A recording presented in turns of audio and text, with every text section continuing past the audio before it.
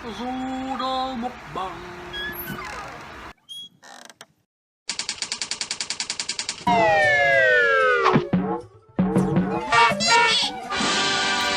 So,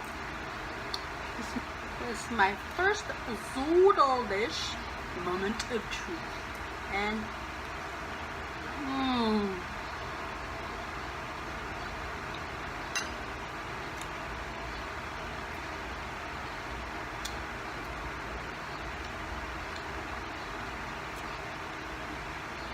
talk about last week.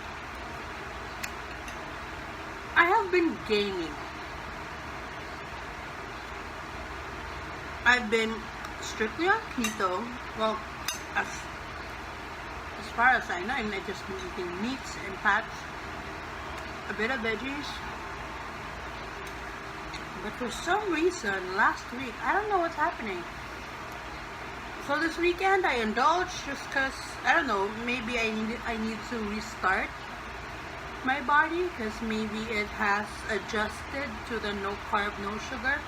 And another reason could be there might be some hidden sugar in some of the things I've been eating because, like I said, I wasn't on diet delivery anymore last week. Decided to do things on my own.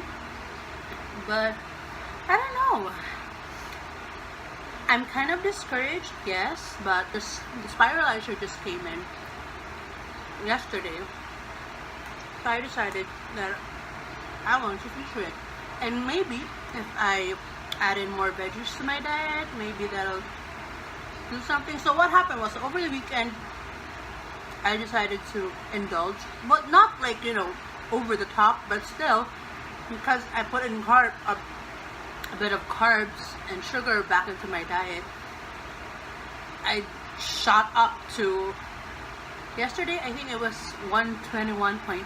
That's like practically half of like my weight mid-September. So yeah, but I'm hoping it'll just jump start my body and then make it loose again now that I'm gonna pull back on the carbs and sugar once again. So let's see what happens, because really it's not doing anything. Other than that, I'm okay. I mean, no complaints.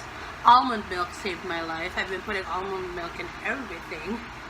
Like, at least I could have my coffee now again. I haven't had coffee in quite a while just because of the sugar and the cream and the milk, but almond milk has saved me.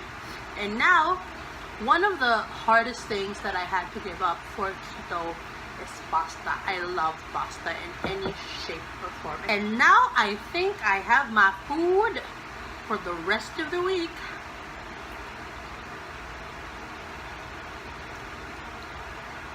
I bought like a huge zucchini, and this will be my meal for the rest of the week. And it's really huge. There's a lot of Zoodles. I'm gonna look up some more spiralizer related recipes and see what's what.